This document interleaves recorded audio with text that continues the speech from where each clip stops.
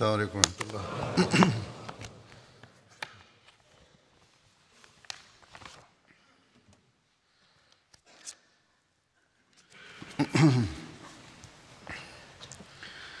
أشهد أن لا إله إلا الله وحده لا شريك له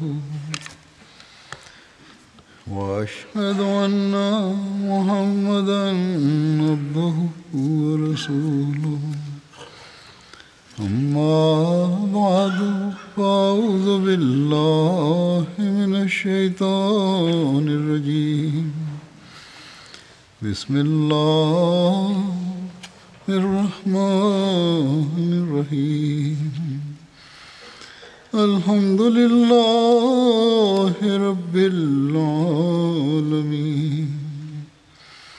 الرحمن الرحيم مالك يوم الدين إياك نعبد وإياك نستعين اهدنا الصراط المستقيم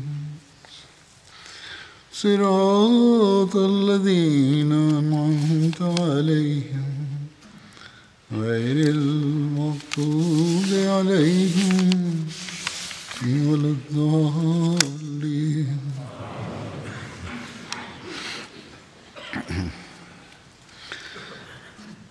حضرت سعد بن عبادہ کا ذکر Dans mes précédents sermons, j'avais évoqué Sa'd bin Obada. Je mentionnerai la dernière partie à son propos dans le sermon d'aujourd'hui.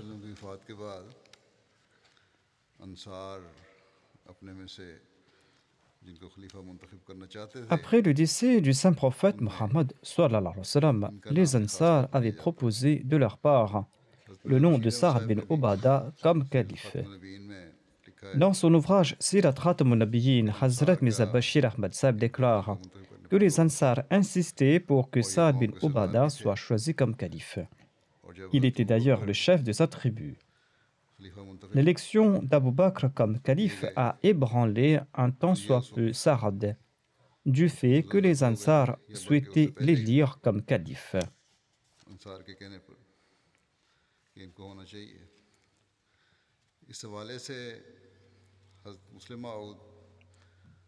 Hazrat Muslim Maud a expliqué ce sujet en détail et il a aussi mentionné l'importance du califat dans ce contexte. Selon moi, ces explications sont très importantes et sont très opportunes. Avant de citer le Muslim Maud, je présenterai les hadiths et les récits historiques. Humayd bin Abdurrahman relate que lorsque le saint prophète Mohammed lui est décédé, Abu Bakr était dans les environs de Médine. À son retour, il a enlevé le vêtement qui recouvrait le visage béni du saint prophète lui, et il a embrassé son visage béni, et il a déclaré que mes parents soient sacrifiés pour vous. Vivants ou morts, vous êtes éminemment purs. Ensuite, il a déclaré par le Seigneur de la Kaaba, Mohammed est décédé. Ensuite, Abu Bakr et Omar se sont dirigés rapidement vers la Saqifa Banu Sa'da. Lorsqu'ils sont arrivés là-bas, Abu Bakr a commencé à parler. Il a cité tous les versets révélés sur les Ansar. Et il a mentionné aussi toutes les excellences évoquées par le saint prophète Mohammed concernant les Ansar.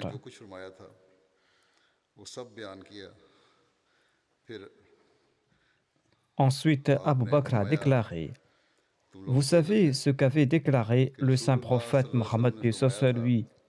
Il avait déclaré que si les gens marchaient dans une vallée et que les Ansar marchaient dans une autre vallée, eh bien, j'aurais accompagné les Ansar. Ensuite, en s'adressant à Sa'd bin Ubadah, Abu Bakr lui a dit: Ô Sa'd, tu étais assis lorsque le saint prophète, paix soit sur lui, a déclaré: le califat demeurera parmi les Koraïchites. Les vertueux parmi les Koraïchites suivront les vertueux de parmi les Koraïchites, et les vicieux de parmi les Koraïchites suivront les vicieux de parmi les Koraïchites. Sa'd a répondu: vous dites la vérité, nous sommes les vizirs et vous êtes les émirs. Ce récit est tiré de Musnad Ahmad bin Hanbal. Selon Tabaqat al-Kubra, après le décès du saint prophète Mohammed, lui, Abu Bakr a envoyé un message à Sa'd bin Ubadah et il lui a demandé de venir lui prêter allégeance, car les autres l'avaient déjà fait, et les Ansar aussi lui avaient prêté allégeance. Sur ce, Sa'd a répondu: par Allah, je ne prêterai pas allégeance tant que je ne lance pas toutes les flèches de mon carquois sur ceux qui m'ont renié, et tant que vous ne combattez pas ceux qui me suivent parmi ma tribu. Lorsque le calife Abu Bakr a reçu cette nouvelle, Bashir bin Sa'd lui a dit: ô calife du prophète, sallallahu alayhi wa sallam, il vous a répudié et il persiste. Et il ne va pas vous prêter allégeance même si on doit le tuer. Et on ne peut pas le tuer tant qu'on ne tue pas ses enfants ainsi que toute sa tribu. Et on ne pourra pas tuer tous ces gens tant qu'on ne tue pas la tribu Khazraj tout entière. Et on ne peut pas tuer toute la tribu Khazraj sans éliminer la tribu Daws. Ne prenez pas de mesures contre lui étant donné que l'affaire est réglée aux yeux de la population. Il ne pourra pas nuire à votre personne. C'est-à-dire que la majorité des Ansar avaient prêté le serment d'allégeance au calife Abu Bakr. Cela ne fait pas de différence si Sa'd bin Ubadah ne l'a pas encore fait, car il est un homme seul abandonné. Abu Bakr a accepté le conseil de Bashir bin Sa'd et n'a pris aucune mesure contre Sa'd bin Ubadah. Un jour après son élection comme calife, Omar a rencontré Sa'd en cours de route. Omar et Ubadah ont commencé à converser. Omar lui a dit: tu n'as pas changé? Sa'd a répondu: oui, je n'ai pas changé. Vous avez eu le califat et les gens vous ont prêté allégeance, mais moi, je ne vous ai pas prêté allégeance. Ensuite, Sa'd a ajouté: par Dieu, nous aimions Abu Bakr, votre compagnon, plus que vous. Voilà ce qu'il a dit au calife Omar, c'est-à-dire: nous aimions Abu Bakr plus que vous. Ensuite, Sa'd a ajouté: par Dieu, je ne souhaite pas vivre dans votre voisinage. Omar lui a répondu: celui qui n'aime pas son voisinage doit quitter cet endroit. Sa'd a répondu: je le ferai certainement. Je me rends auprès d'un voisinage qui est meilleur que le vôtre. Et après quelque temps, au début du califat d'Omar, Sa'd est parti s'établir en Syrie. Ce récit est tiré de Tabaqat al-Kubra. On raconte aussi que Sa'd bin Ubadah aurait prêté allégeance à Abu Bakr. Selon Tabari, toute la population avait prêté tour à tour allégeance au calife Abu Bakr et Sa'd en avait fait de même. Ce récit est tiré de Tabari. Tout comme je l'ai dit, les explications de Hazrat Muslim Maud couvrent plusieurs aspects de cet épisode. Hazrat Muslim Maud explique la nécessité de prêter allégeance au califat, le statut du califat ainsi que la portée des actions de Saad. Dans un de ses sermons, il explique que le terme qatl signifie aussi l'ostracisme, c'est-à-dire couper toute relation avec une personne. Après le décès du saint prophète Mohammed, une dissension éclata entre les compagnons au sujet du califat. Les Ansar croyaient que le califat leur revenait de droit, étant donné qu'ils étaient originaires de la région. Ils disaient que si un calife était choisi parmi les émigrants, un autre devait être choisi parmi les Ansar, c'est-à-dire qu'on devait avoir deux califes. Les Banu Hashim pensaient que le califat leur revenait de droit étant donné que le saint prophète paix soit lui appartenait à leur famille. Les émigrants souhaitaient que le calife soit issu des Korachites car les Arabes n'étaient pas prêts à accepter personne d'autre hormis un Korachite. Mais ils ne présentaient pas un nom particulier, ils souhaitaient que le calife soit élu. La personne élue par les musulmans sera considérée comme le calife choisi par Allah. Les Ansar et les Banu Hashim étaient d'accord avec leur opinion, sauf un compagnon qui n'avait pas saisi ce point.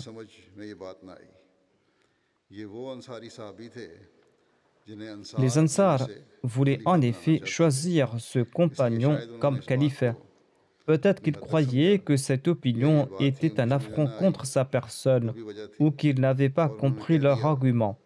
Il affirma qu'il n'était pas prêt à prêter allégeance à Abu Bakr. Selon certaines chroniques, Omar aurait déclaré « Tuez Saad ». Uqtulu Saada, avait-il déclaré. Mais Omar ne l'avait pas tué de ses mains et personne d'autre ne l'avait fait. Certains experts en langue affirment qu'Omar recommandait tout simplement qu'on brise toute relation d'avec Saad. Selon d'autres récits historiques, Saad venait régulièrement à la mosquée. Il priait séparément, ensuite il rentrait chez lui. Et aucun compagnon ne lui adressait la parole. Ainsi, qatl signifie couper toute relation et se séparer du peuple. Hazrat Muslim Maud explique davantage ces événements concernant Sa'd bin Obada. En référence à ce sermon que je viens de citer, Hazrat Muslim Maud a déclaré: j'avais mentionné un compagnon Ansari dans un précédent sermon. Après le décès du saint prophète Mohammed, certains Ansar souhaitaient que le calife soit choisi parmi les Ansar. लेकिन जब मुहाजिरीन ने खुसूसन हज़रत अबू बकर रज़ियल्लाहु अन्हु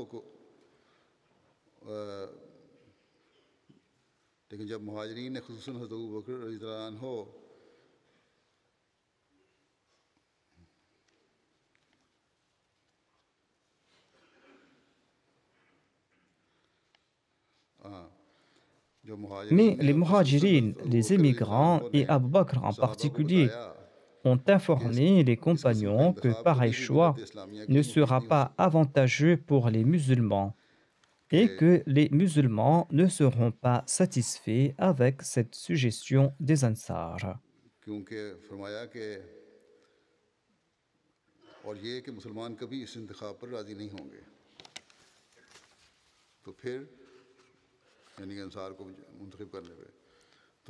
Sur ce, les Ansar et les Muhajirines ont décidé de prêter allégeance à un émigrant et tout le monde a choisi Abu Bakr à l'unisson.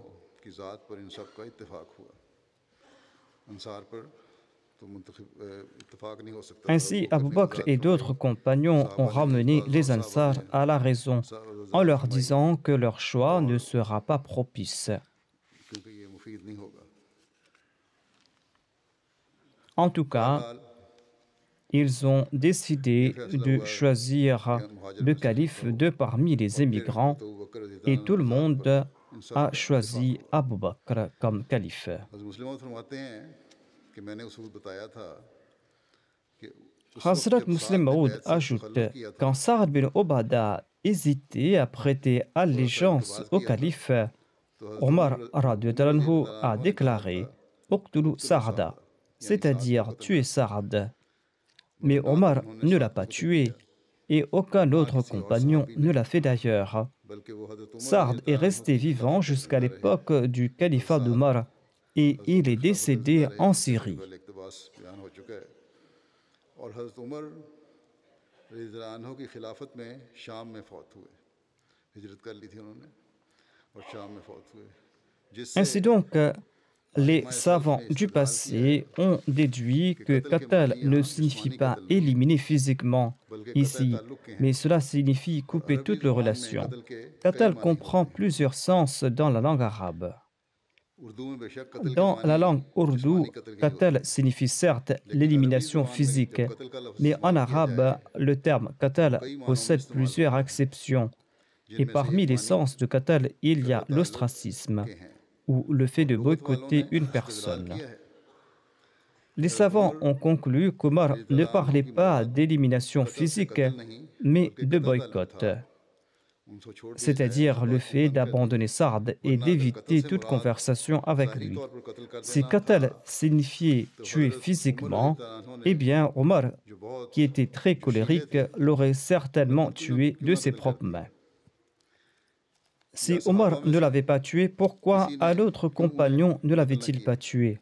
मगर जबकि हज़रत उमर रज़ी अल्लाह अन्हु ने Omar ना ne सिर्फ l'avait उन्हें pas उस वक्त tué à कत्ल न l'époque du किया califat d'Abu बल्कि अपनी Bakr खिलाफत के et ज़माने में même भी au cours कत्ल न de son किया propre califat, il और ne बाज़ के l'avait pas नज़दीक तो tué. वो हज़रत उमर की खिलाफत के Selon बाद ही certains, ज़िंदा रहे Saad était encore en vie और किसी après सहाबी ने le उन पर califat हाथ d'Omar थामाया et aucun compagnon तो ne l'avait बहरहाल इससे touché. ज़ाहिर होता है कि कत्ल से मुराद कत्ल Cela ताल्लुक़ démontre था que qatl signifie ज़ाहिरी rompre तौर पर toute कत्ल करना relation et pas tuer physiquement. और दो Certes, सहाबी Saad s'était आम séparé des सहाबा autres से अलग रहे compagnons, mais और personne साद ne lui हो avait गए causé du लेकिन tort. किसी ने उन पर हाथ नहीं उठाया बस मुस्लिम फरमाते हैं कि Hazrat मैंने Muslim मिसाल दी Maud थी déclare: J'avais कि रोया expliqué में भी que अगर si किसी l'on के voit en मुतालिक कत्ल rêve होना que देखा l'on जाए tue quelqu'un, तो उसकी cela peut ताबीर कत्ल signifier ताल्लुक़ और aussi बाइकाट भी हो सकती l'ostracisme है ou le boycott.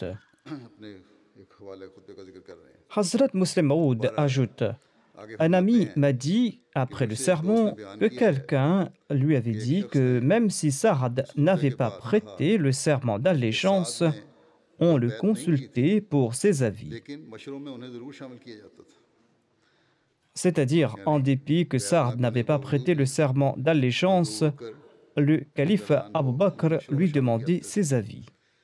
हज़रत Hazrat उमर Muslim फरमाते हैं Maud radhiyallahu जिस anhu शख्स ने commente: ये बात की है L'on peut déduire इस deux बात points हज़रत साद de मुतल्लिक़ cette इसके दो opinion. मानी हो सकते हैं कि या तुम्हारे Soit cette मफ़हूम की personne तकयीद rejette यानी हज़रत mon मुस्लिम मऊद explication बयान कर रहे du हैं terme लुगत की तारीफ़ qatl, कत्ल की या उसकी दो मानी हो सकते हैं कि या soit तो cette वो मेरे personne मफ़हूम की तरदीद कर रहे rejette mon हैं या explication du ये कि terme यानी कि qatl, ऐसा कोई वाक़या नहीं soit हुआ या que ये कि ne pas खिलाफत की prêter allégeance बैत ना au करना कोई इतना califat बड़ा n'est जुर्म pas नहीं है gravissime, दूसरी car बात ये Saad साबित करना चाहता है ये participait शख्स dans les conseils कि du अगर खिलाफत calife की बैत न की en जाए dépit du तो कोई fait बड़ा que जुर्म नहीं है Saad ne lui avait क्योंकि pas साद ने prêté le कोई serment बैत नहीं की थी d'allégeance.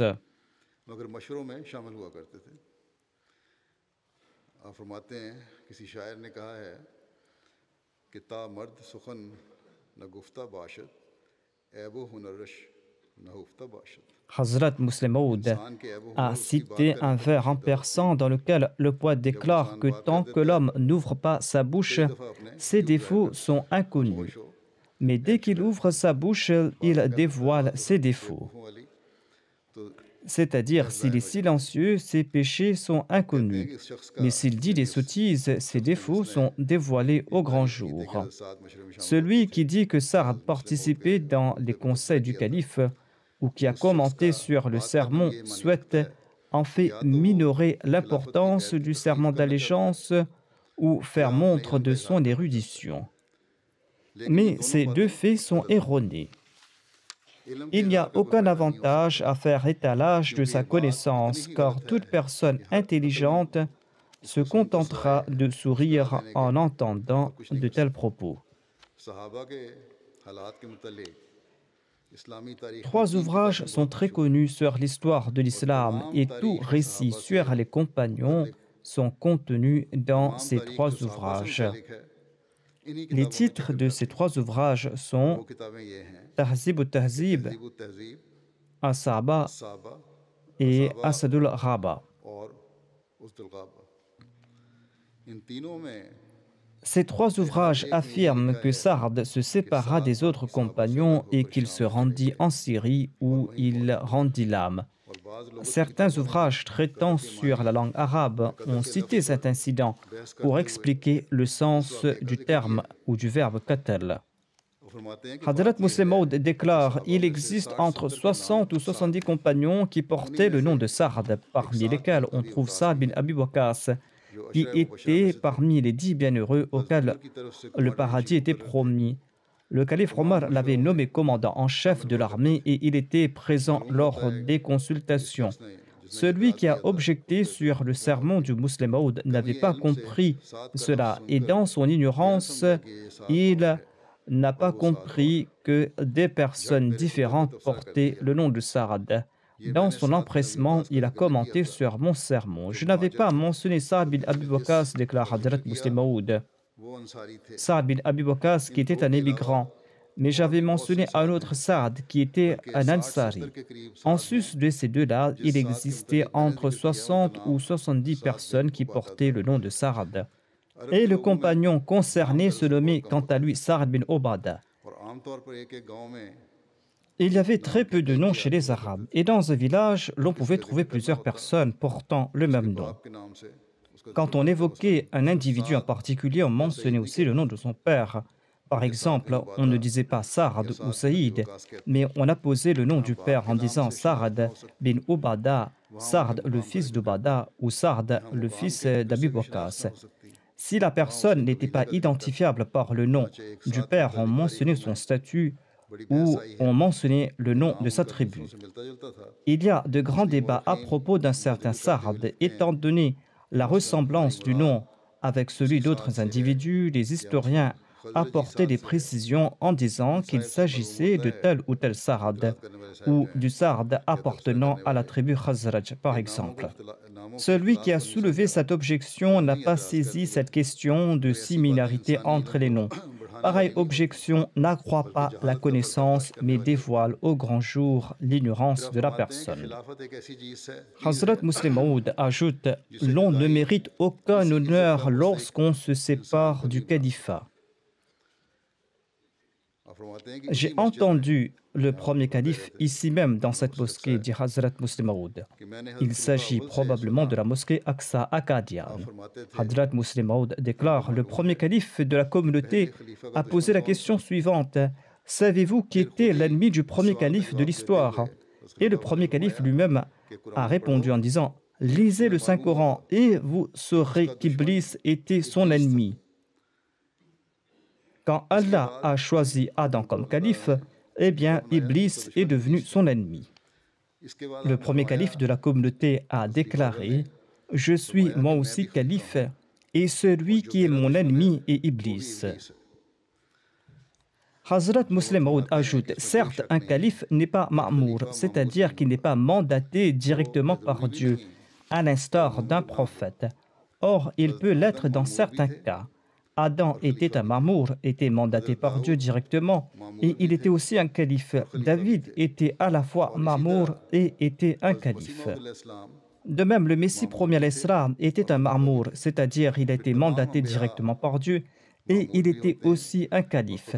D'ailleurs, tous les prophètes sont des ma'mours et des califes mandatés directement par Dieu. Chaque être humain est un calife, tout comme le sont les prophètes. Or, il existe aussi des califes qui ne sont pas mandatés directement par Dieu, qui ne sont pas des ma'mours. Mais on doit obéissance à ces califes, tout comme on doit obéissance à l'égard des prophètes. Mais il existe quand même une différence entre ces deux types d'obéissance. On voue obéissance à un calife parce qu'il est le centre de la révélation divine et parce qu'il est le centre de la pureté. Cependant, on ne doit pas obéissance à un calife parce qu'il est le centre de la révélation divine et de toute pureté.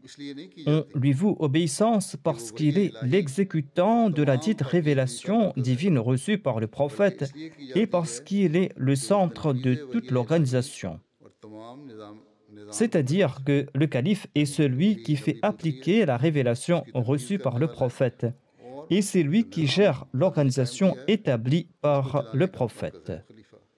C'est pour cette raison que les savants disent que les prophètes disposent de l'ismate kubra, c'est-à-dire de la grande infaillibilité, et que les califes disposent de l'ismate sughra, c'est-à-dire de la petite infaillibilité. Hazrat Muslim Maud déclare dans cette même mosquée akkadienne, sur cette même chaire d'où je prononce ce sermon, le premier calife a prononcé ces paroles que j'ai entendues de mes oreilles, les paroles qu'il a prononcées un vendredi. Il a déclaré « Vous ne pourrez vous affranchir de l'obéissance que vous me devez en raison d'une lacune résultant d'une action personnelle de ma part. » C'est-à-dire, si vous trouvez un défaut chez moi, dans mes œuvres personnelles, cela ne signifie pas que vous pourrez me désobéir. Vous ne pourrez pas vous affranchir de l'obéissance que Dieu vous a imposée, car ma mission à moi est spéciale. Ma mission vise à unir toute l'organisation de la communauté, d'où l'importance de m'obéir. Pour ce qui est des prophètes, hormis dans ces cas pouvant nuire à l'unicité divine ou à leur mission, Allah n'intervient pas lorsqu'ils commettent des fautes en raison de leur faiblesse humaine, car ces incidents sont nécessaires en fait pour l'éducation de l'Ummah. À titre d'exemple, l'on doit accomplir la prosternation de l'oubli suite à un oubli lors de la Salah. Le prophète peut commettre pareille erreur dans la Salah afin de démontrer dans la pratique l'enseignement ayant trait aux prosternations de l'oubli. Le saint prophète Mohammed lui avait commis pareille erreur lors de sa salat et il avait accompli la prosternation de l'oubli. Or, toutes ces actions des prophètes jouissent de la protection divine. Pour ce qui est des califes, chacune de leurs actions visant au progrès de la communauté jouiront de la protection divine et ils ne commettront pas d'erreur à cet égard. Même s'ils commettent des erreurs, ils ne persisteront pas dans cette voie susceptible de nuire à la Jamaat et ces actions qui sont susceptibles de transformer le triomphe de l'islam en échec.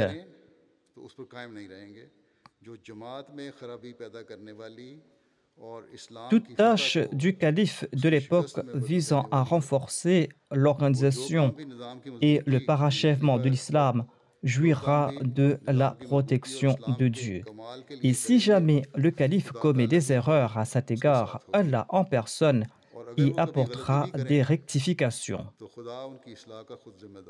En somme, les actions du calife concernant la nizam, l'organisation de la communauté, sont sous la responsabilité de Dieu et non sous la sienne. Et c'est pour cette raison qu'on dit que c'est Dieu lui-même qui choisit son calife. Cela ne signifie pas que le calife ne peut pas commettre d'erreur. Dieu corrigera cette erreur par les propos du calife ou par ses actions. S'il n'a pas rectifié cette erreur par les propos du calife ou ses actions, il transformera les conséquences néfastes de cette action ou en préservera la nizam. Si la sagesse divine souhaite que le calife commette une action pouvant nuire en apparence aux musulmans ou susceptible de faire régresser la Jamaat, eh bien, Allah en personne dissipera les conséquences néfastes de cette action par des moyens fort secrets et il favorisera ainsi le progrès de la Jamaat et ne poussera pas la Jamaat vers la décadence. La sagesse secrète motivant cet oubli ou cette négligence du calife s'accomplira.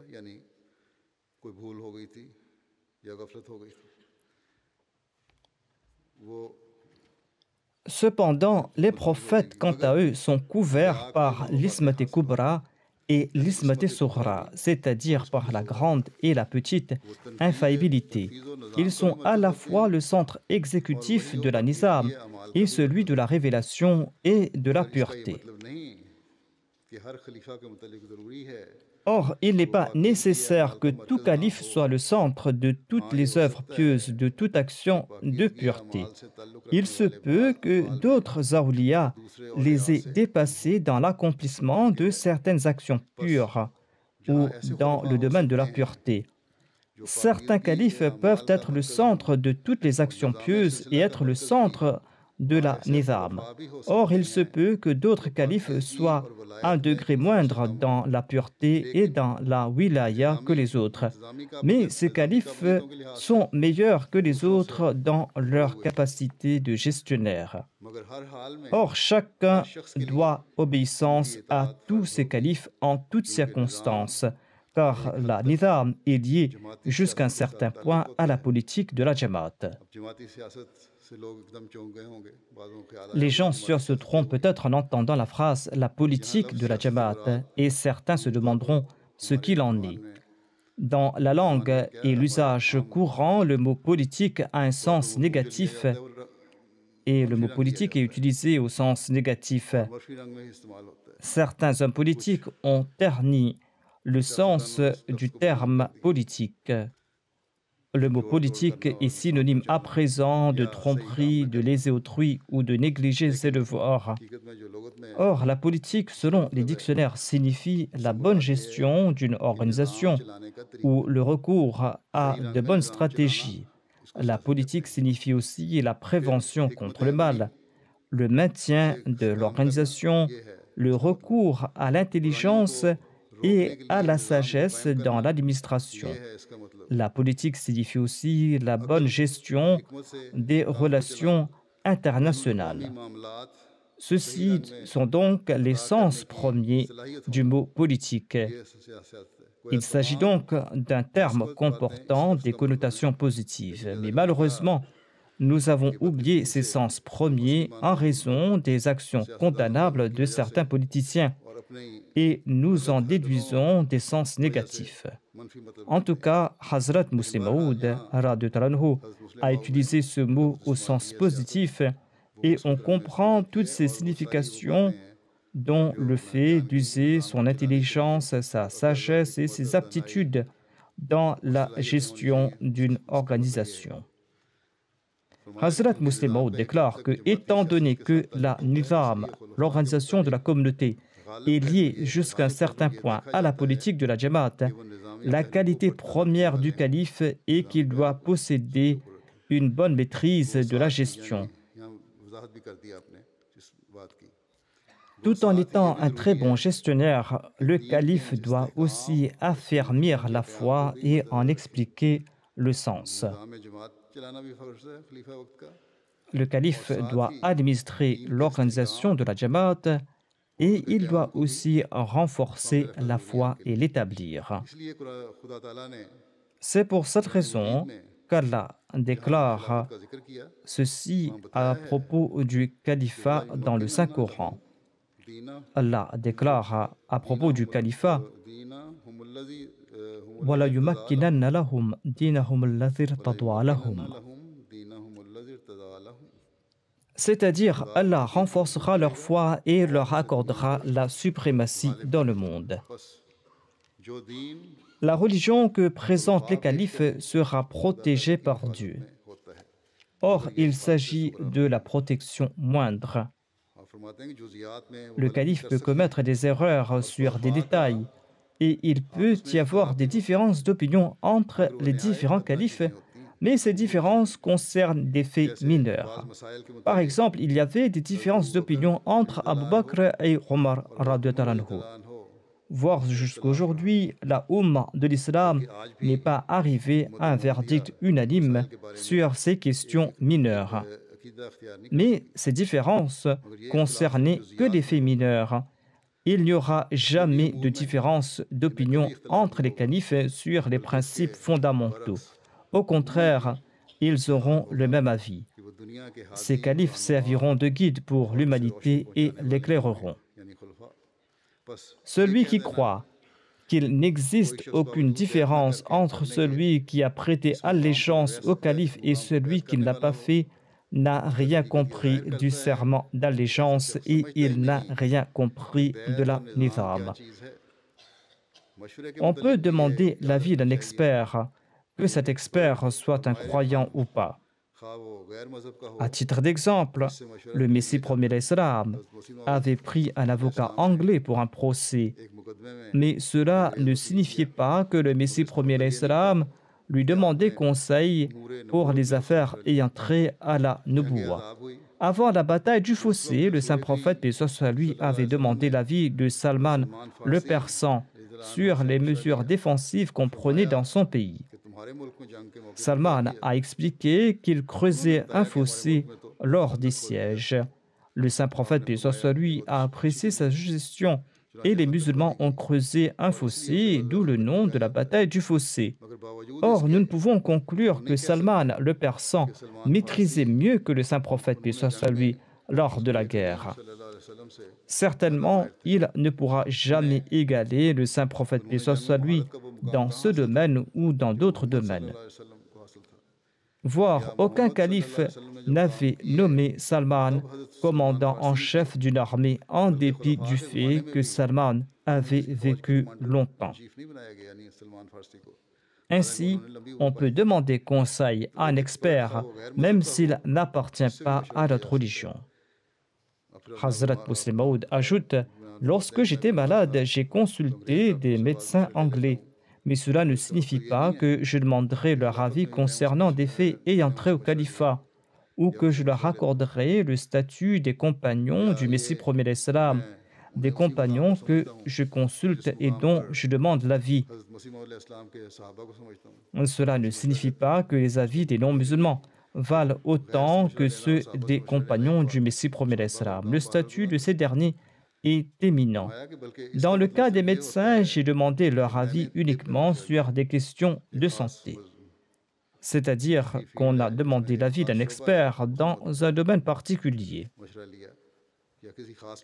Ainsi donc, même si on avait demandé l'avis de Sa'd bin Obada sur un fait ayant trait à ce monde, étant donné son expertise en la matière, on ne peut pas affirmer qu'il était présent lors des conseils du calife. On ne trouve pas de récit authentique attestant de sa présence lors de ces conseils.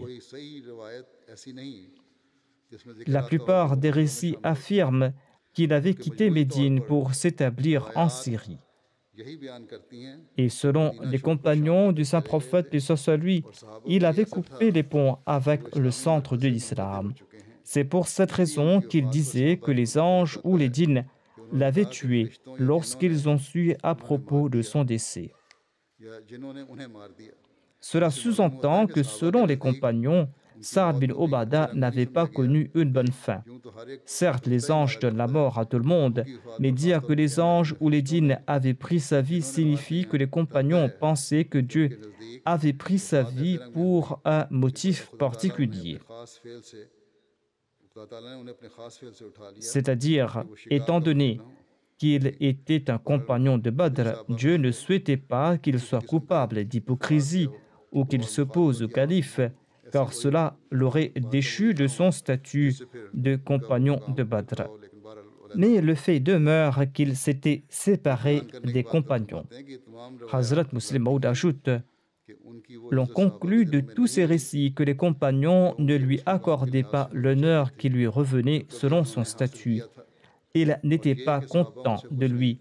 Sinon, pourquoi est-ce qu'ils auraient dit que les anges ou les djinns l'ont tué? Voire certains compagnons ont utilisé des paroles plus dures après sa mort, des paroles que je ne peux pas répéter ici, dit Hazrat Muslim Maud. L'histoire de l'islam et ses préceptes démentent l'idée que l'on peut jouir de son statut au sein du système islamique, même sans avoir prêté allégeance au calife.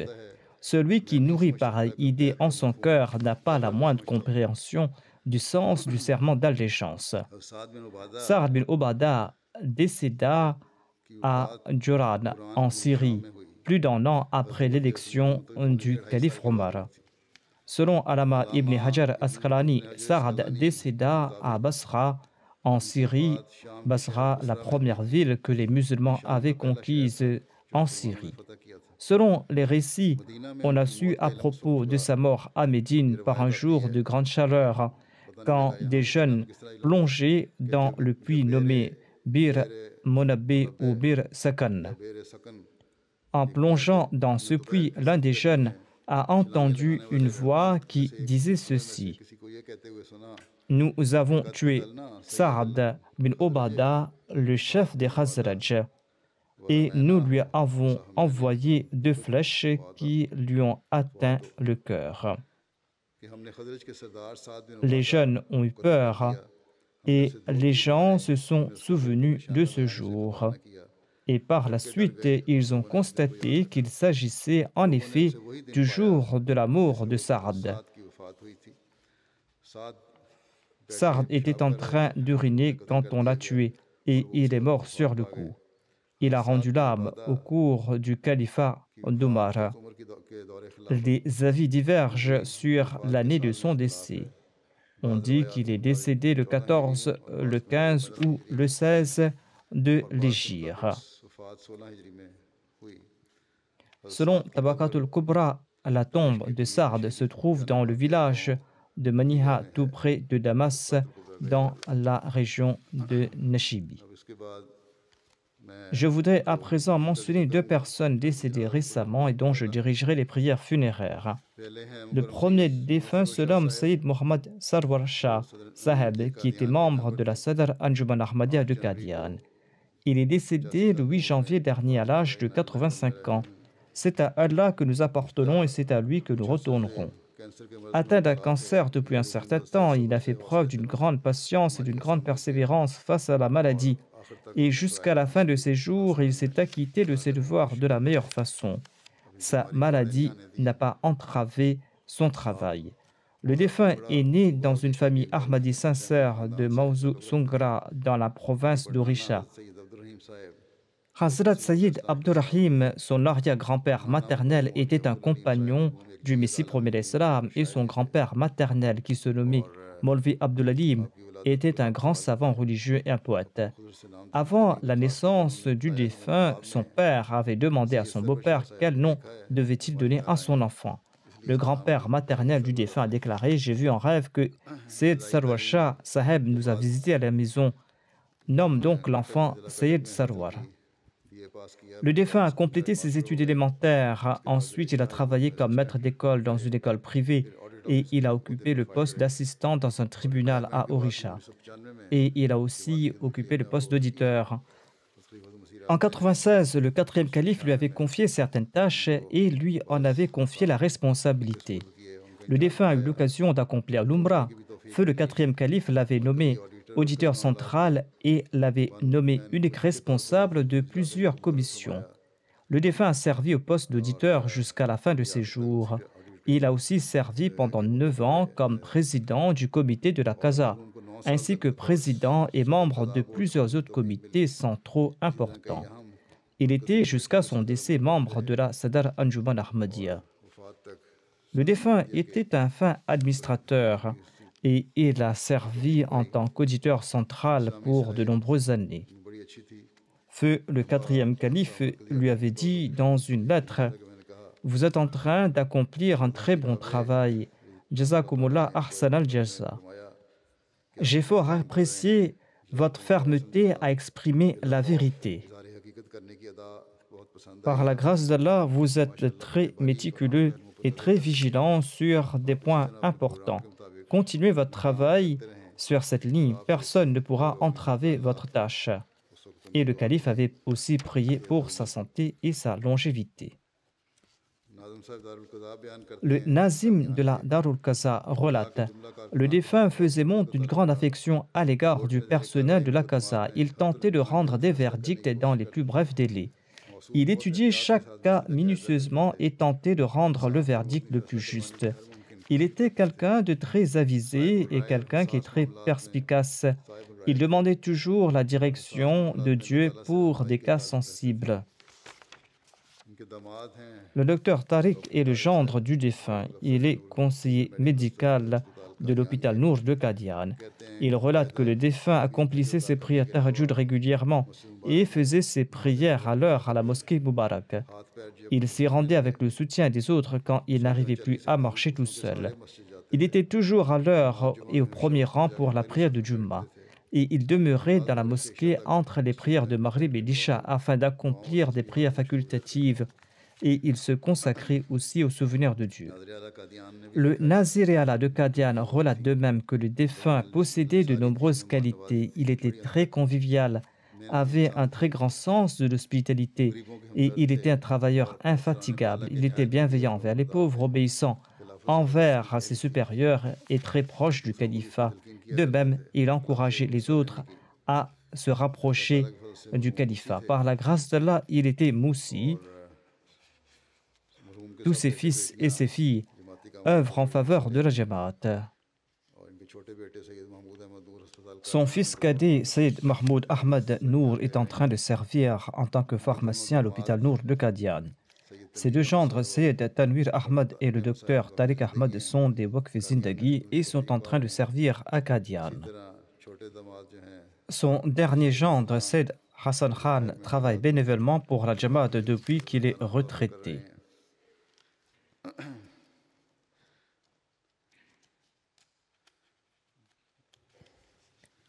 Tant que feu Mirza Wassim Ahmad Sab était le Nazir Ala de Qadian, le défunt faisait les audits en faisant montre d'une grande déférence et il lui posait les questions nécessaires. Le défunt avait l'habitude de dire que dans tout Qadian, il n'y avait personne qui offrait plus d'amour que Mian Saheb. Le défunt résidait à la Darul Masih et Mian Wassim Sab s'occupait de lui. Parfois, Shah Saheb pleurait en se souvenant de son amour et de sa gentillesse. Il avait un grand respect pour les derviches de Qadian. Lui-même vivait modestement tel un derviche. Il aimait aussi les étudiants de la Jamia et avait un grand respect pour les savants de la communauté. Qu'Allah exalte le rang du défunt et qu'il permette à ses enfants de suivre sa voie. La deuxième prière funéraire sera celle de Madame Shaukat Gohar Sahiba, qui était l'épouse du docteur Latif Ahmad Qureshi de Rabwa. La défunte était aussi la fille de feu Maulana Abdul Malik Khan. Elle est décédée le 5 janvier dernier à l'âge de 77 ans à Rabwa. Inna lillahi wa inna ilayhi raji'un. Par la grâce d'Allah, la défunte était moussi. Elle était née à Agra où son père Maulana Abdul Malik Khan a été envoyé comme missionnaire. Par la suite, elle a vécu avec ses parents à Hyderabad, à Deccan. Et après la création du Pakistan, elle a déménagé à Karachi, où elle a débuté ses études. Elle était très brillante et elle était toujours très bien classée. Elle a commencé à servir la communauté à un très jeune âge. Elle était secrétaire des Nasserat et avait fait en sorte que les Nasserat soient plus actives. Lorsque la défunte a épousé le docteur Latif Qureshi en 1961, il était encore étudiant à la faculté de médecine. Par la suite, le docteur Qureshi a immigré en Angleterre pour ses études et la défunte l'a accompagné ici. Après avoir terminé ses études ici, le docteur Latif a écrit au troisième calife qui lui a demandé de revenir au Pakistan afin de servir au sein de l'hôpital Fazl Omar. La défunte a accompagné son mari à Rabwa de gaieté de cœur et elle a eu l'opportunité de servir la communauté là-bas. Elle a beaucoup aidé les Lajna et à cette époque, je pense que toute personne, toute femme et toutes les filles étaient au courant des services qu'elle rendait. Lorsque ma mère, Saïbzadi Nasira Begum, était présidente des Lajna, elle avait nommé la défunte secrétaire générale de la Majlis Amla. La défunte a servi à ce poste pendant 15 ans. Et la défunte s'était formée auprès de ma mère. Et ceci lui a permis d'acquérir de bonnes compétences en gestion, compétences qu'elle a mises à contribution dans son travail. La défunte a également servi en tant que secrétaire dans l'Amla centrale. Je l'ai ensuite nommée secrétaire générale centrale pour le Pakistan. La défunte a servi pendant 6 ans à ce poste. Elle avait accompli un travail remarquable. Elle a dû arrêter de servir les Lajna en raison de sa maladie, mais dès qu'elle en avait l'occasion, elle rendait des services. Elle a pu servir pendant 50 ans en différentes capacités. Toutes les filles et les femmes qui ont travaillé à ses côtés ont fait ses éloges. La défunte était bienveillante envers ses voisines. Elle s'occupait des pauvres et des nécessiteux. Elle avait un très grand sens de l'hospitalité et payait ses cotisations avec rigueur et au plus tôt. Elle possédait toutes ces qualités. Lorsque j'ai annoncé le début de l'année Waqf Jadid, cette année-ci, elle a payé sa cotisation aussitôt en intégralité. Elle est décédée le 5 janvier et l'annonce a été faite le 1er, soit quelques jours avant son décès. Elle a réglé aussitôt sa cotisation. Son époux, le docteur Qureshi, écrit ceci. Au cours de notre mariage qui a duré 50 ans, elle a rempli à merveille ses devoirs de femme, de mère, de sœur et de fille. Cependant, celui qui a relaté cela, ou le docteur Qureshi, a oublié de mentionner le fait qu'elle était également une belle-fille exemplaire. Il s'agit peut-être d'un oubli. Elle a vécu avec sa belle-mère et sa belle-famille, et elle a servi sa belle-mère tant qu'elle était toujours en vie, telle sa propre mère, même lorsqu'elle était malade. La défunte a quitté ce monde après avoir vécu une vie exemplaire. Sa maladie avait duré longtemps, mais en dépit de cela, elle s'occupait de son foyer. Elle ne s'est jamais plainte durant sa maladie et a fait preuve de grande patience. Elle avait une relation très profonde avec le califat. Elle laisse derrière elle son mari, le docteur Latif Qureshi, 3 filles et 2 filles. 2 de ses fils et l'une de ses filles sont médecins et son 3e fils est ingénieur. Ainsi, tous ses enfants ont fait de grandes études. La défunte les a poussés à étudier dans des circonstances difficiles. Une de ses filles lui a demandé un jour « Pourquoi ne portez-vous pas des bijoux ou n'achetez-vous pas de beaux vêtements ?» Elle a répondu « J'arrive ainsi à économiser de l'argent que je dépense sur vos études. Vos études et le fait que vous soyez au service de la communauté, que vous soyez capable de vous occuper de vous-même, représentent mes bijoux et mes beaux vêtements. » La défunte faisait des rêveries et avait des visions. Ses enfants ont relaté de nombreux rêves qui se sont accomplis. Sa fille envoyait ses candidatures dans des facultés de médecine et sur la base d'un de ses rêves, la défunte lui avait prédit dans quelle faculté elle allait être admise. Et sa fille a effectivement été admise dans cette même faculté. Elle avait fait de nombreux autres rêves prémonitoires. Par la grâce d'Allah, elle était une femme très pieuse. Elle a pris soin de ses sœurs. Son fils Abdul Malik écrit qu'elle passait son temps à servir la Jamaat. Plusieurs fois, elle a marché à pied du bureau des Lajna jusqu'au bureau Darul Uloum en pleine chaleur et elle ne s'est jamais plainte. Le jour de l'Aïd, elle envoyait toujours des desserts qu'elle préparait à ses voisins proches et éloignés. Elle avait pour l'habitude de dire que si nous nous cramponnons à la religion, Allah ne nous abandonnera pas.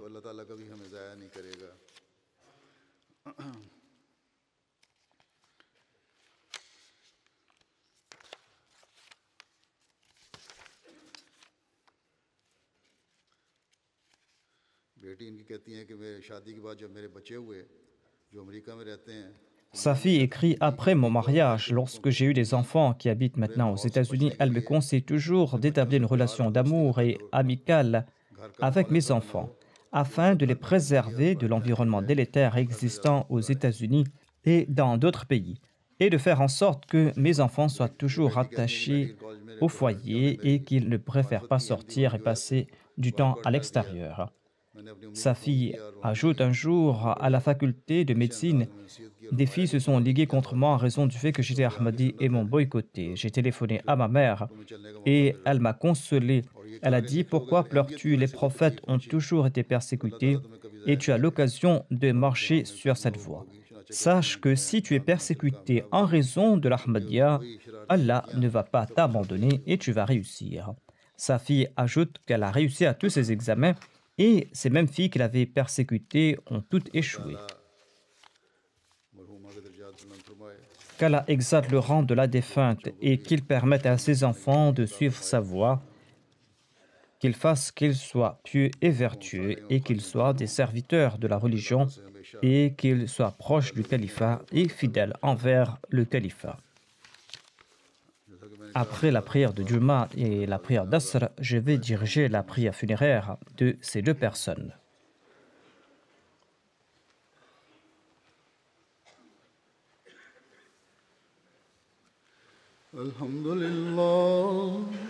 الحمد لله نحمده ونستعينه ونستغفره ونؤمن به ونتوكل عليه ونعوذ بالله من شرور أنفسنا ومن سيئات أعمالنا من يهده الله فلا مضل له ومن يضلل فلا هادي له ونشهد أن لا إله إلا الله ونشهد أن محمدا عبده ورسوله